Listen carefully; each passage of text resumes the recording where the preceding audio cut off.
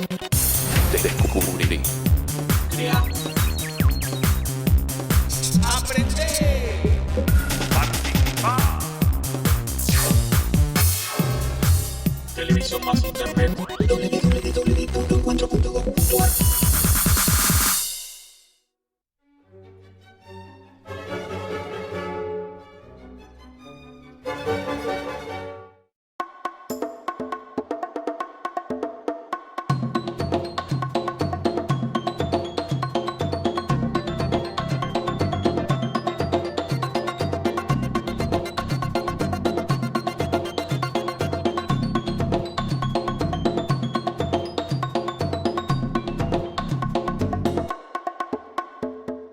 Hoy sabemos que una gota de sangre contiene unos 1.500 millones de células, pero hasta la creación del microscopio, la sangre era un misterio.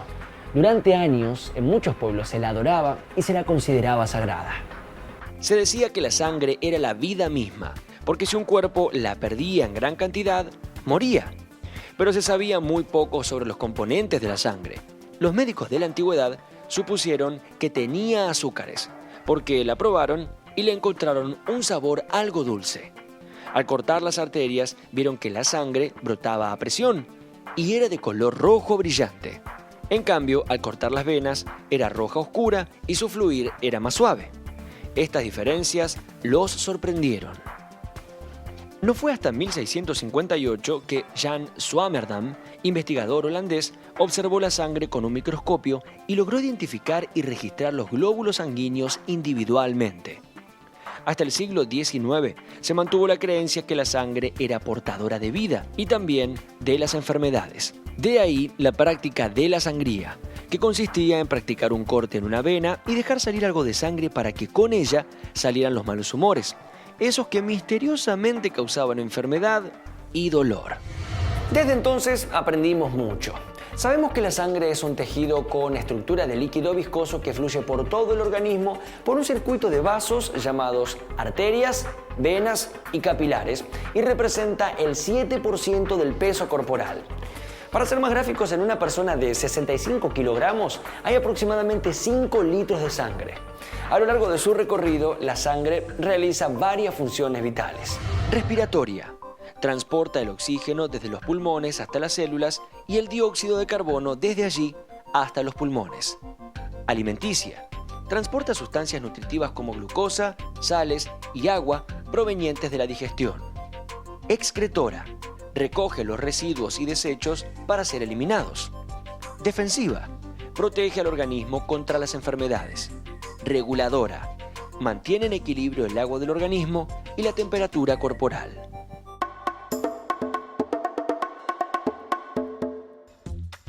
Todas estas funciones las cumple a lo largo de su recorrido por el cuerpo en lo que se denomina circulación sanguínea. Hay dos tipos de circulación, la pulmonar y la sistémica. El corazón es el que actúa como bomba para ambas. Cuando la sangre sale del corazón por las arterias, es impulsada a presión y cuando regresa por las venas al corazón, su presión es considerablemente menor a la que tenía cuando fue impulsada. La circulación de la sangre está íntimamente coordinada con la respiración. El corazón está dividido en 4 cámaras, 2 en cada mitad. La sangre usada de los tejidos del cuerpo entra en el lado derecho del corazón y es bombeada a los pulmones. El paso de la sangre por los pulmones, llamado circulación pulmonar, permite a la sangre recoger oxígeno. La sangre oxigenada regresa al lado izquierdo del corazón y es bombeada de nuevo a los tejidos del cuerpo. Al recorrido de la sangre por los tejidos del cuerpo se lo llama circulación sistémica. El circuito por los pulmones y el cuerpo se completa en 1 minuto y el corazón bombea de 5 a 7 litros de sangre al día. Desde tiempos inmemoriales, la respiración tuvo para el hombre un significado estrechamente ligado a la vida. En la Biblia, el soplo vital significa la creación del hombre por parte de Dios. Y los poemas homéricos subrayan que el aliento junto con la sangre constituían una doble fuente de vida. Basado en el hecho de que los cuerpos de muchos animales vivos, incluidos los seres humanos, se enfrían al morir, en la antigüedad se creía que la vida tenía similitudes con el fuego y se pensó que los seres vivos nacían con un fuego interno encendido. En el siglo IV a.C., Aristóteles pensaba que este fuego se producía en el corazón y el combustible era la sangre. Según esta teoría, la respiración hace posible mantener encendida la llama vital. Para Aristóteles, la principal función de la respiración era refrigerar el corazón. Galeno, unos 500 años después, consideró que la función de la respiración era enfriar la sangre, alimentar el calor interno del cuerpo producido por el corazón y expulsar los humos resultantes. Estas ideas, nacidas de las concepciones de Galeno y Aristóteles hace más de 2000 años, tuvieron plena vigencia hasta el siglo XVII. Recién a mediados del 1600, sobre todo con el desarrollo de la anatomía en Italia, comenzaban a replantearse estas creencias. Nuevos estudios permitieron conocer con detalle la estructura de los pulmones, describiéndose por primera vez la trayectoria de venas y arterias.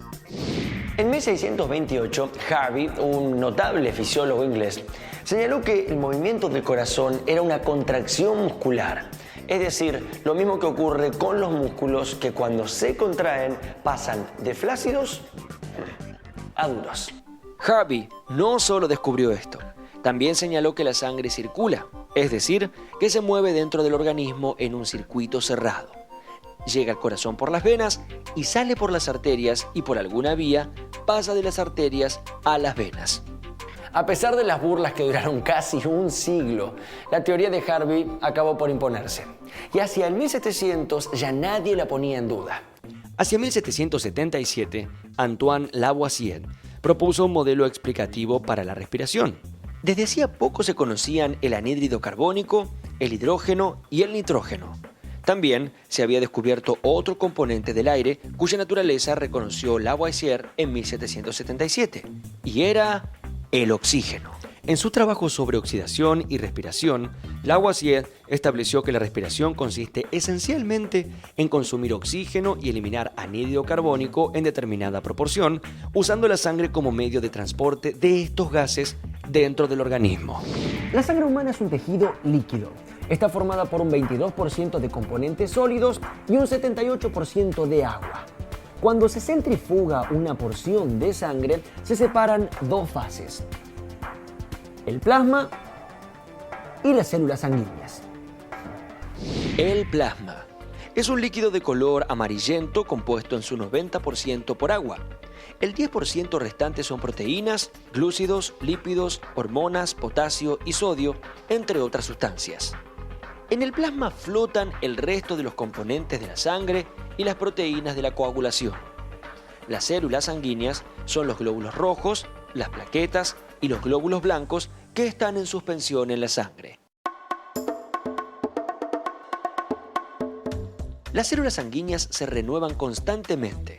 Se producen en la médula ósea, es decir, el material esponjoso que se encuentra en el interior de los huesos largos, como el fémur, y de los planos, como el esternón y la cadera.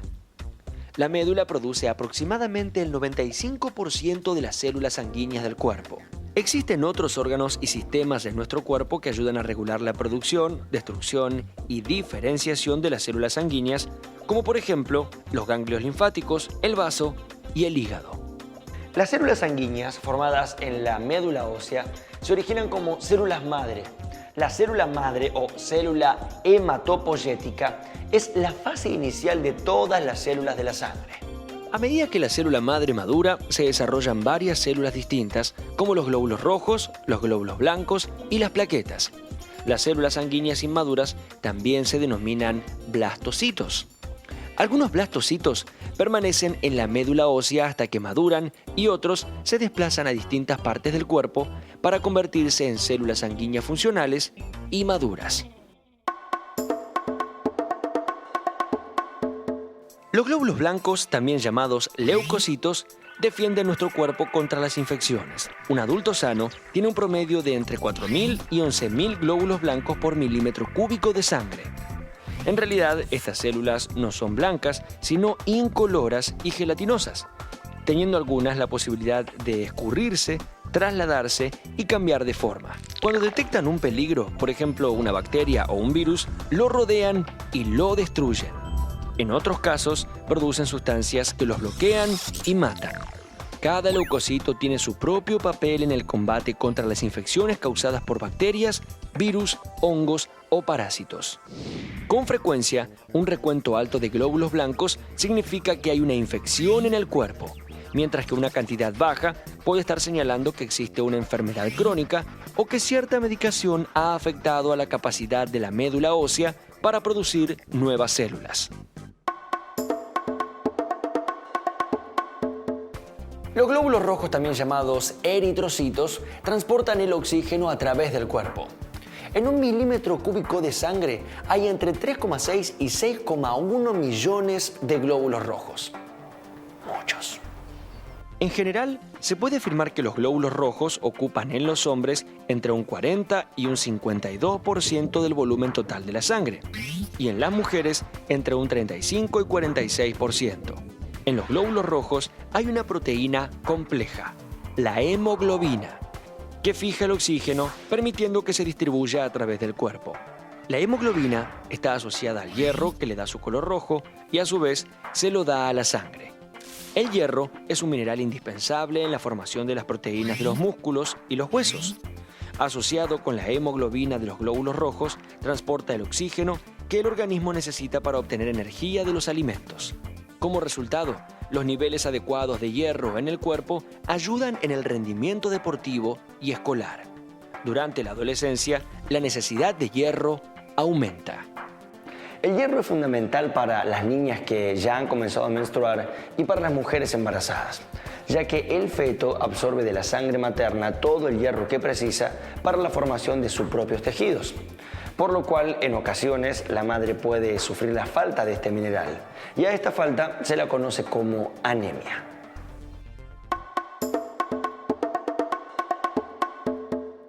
La anemia es la disminución en el número de glóbulos rojos o de la cantidad de hemoglobina que estos glóbulos contienen. Las mujeres en la edad reproductiva también pueden experimentar anemia como resultado de la pérdida de sangre durante la menstruación o en el embarazo. Uno de los síntomas que indica que podemos padecerla es la fatiga, pero las causas de esta disminución pueden ser varias. La anemia puede originarse, por ejemplo, por problemas en la formación de los glóbulos rojos, en la médula, o también por la escasez de hierro para producir hemoglobina, ya sea por una gran pérdida de sangre o por pérdidas pequeñas pero permanentes.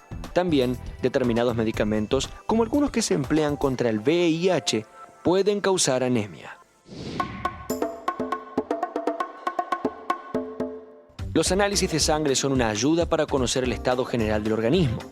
El análisis más frecuente es el hemograma completo o recuento sanguíneo completo, que es la medición del tamaño, el número y la madurez de las diferentes células sanguíneas en un volumen de sangre específico. El médico utiliza el hemograma completo para determinar muchas de las anormalidades relacionadas tanto con la producción como la destrucción de las células sanguíneas. Las variaciones de la cantidad, el tamaño o la madurez normal de las células sanguíneas pueden indicar una infección o enfermedad. El estudio de la sangre sirve para diagnosticar algunas infecciones y enfermedades. Pero, ¿qué pasa cuando perdemos sangre? ¿Qué tenemos que hacer?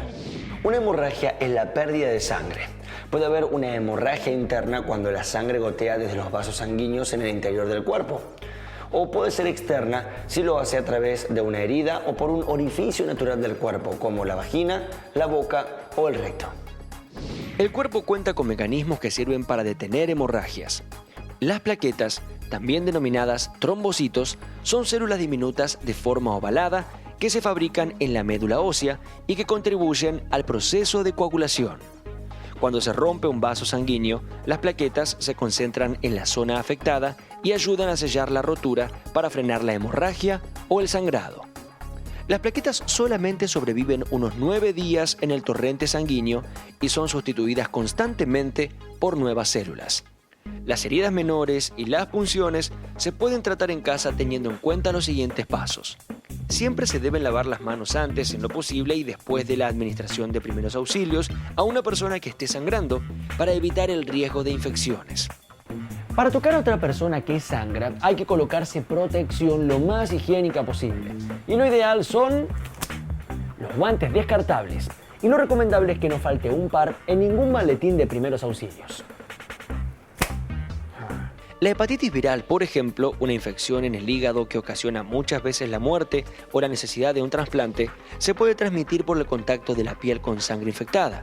De la misma forma, se puede contraer el VIH, virus de inmunodeficiencia humana que puede provocar el SIDA, si la sangre infectada se ingresa en una herida abierta, por más pequeña que sea. Con las manos lavadas y los guantes puestos, se debe limpiar completamente la herida con agua y con un jabón neutro. El segundo paso será hacer una presión directa para detener el sangrado. Y finalmente, aplicar un ungüento antibacteriano. Si existe la posibilidad de que la herida se contamine o vuelva a abrirse por la fricción, se debe cubrir, una vez que se haya detenido el sangrado, con un vendaje que no se pegue a la herida. A tener en cuenta, no se debe suponer que una herida menor está limpia porque no se puede ver desechos ni suciedad dentro de ella. Se debe lavar siempre. No se debe respirar sobre una herida abierta. En el caso de que hubiera un objeto largo o profundamente incrustado, no debe intentarse retirarlo, sino buscar atención médica. No se debe hurgar ni quitar los restos de una herida, sino buscar ayuda médica. No se deben reintroducir partes expuestas del cuerpo, sino cubrirlas con un material limpio y esperar hasta que llegue el auxilio.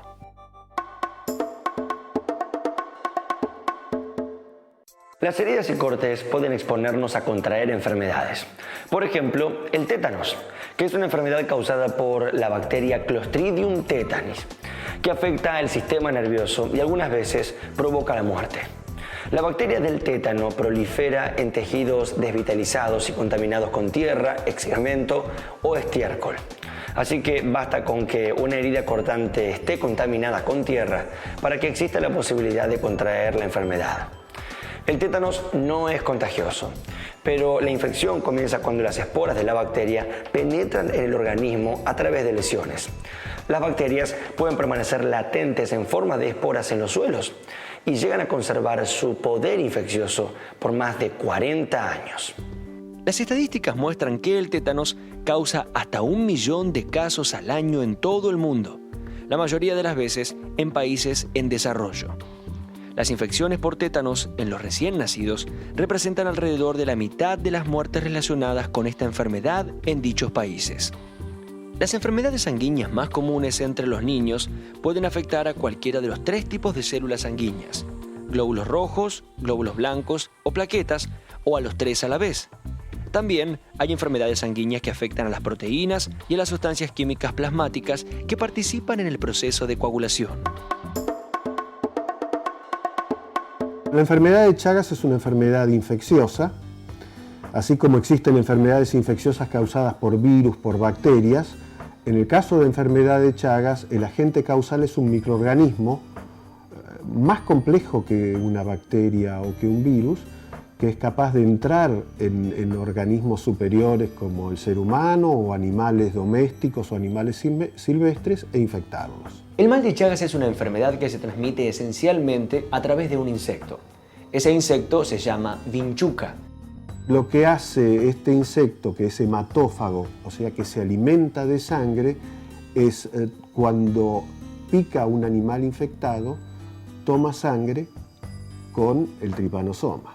Y entonces, al posarse sobre un individuo sano, deposita sus heces, en las heces sale el tripanosoma y cuando nosotros nos rascamos con la picadura, ahí el tripanosoma entra, invade nuestro organismo. Existen otras 2 formas de infectarse por tripanosoma. Uno es a través de los bancos de sangre.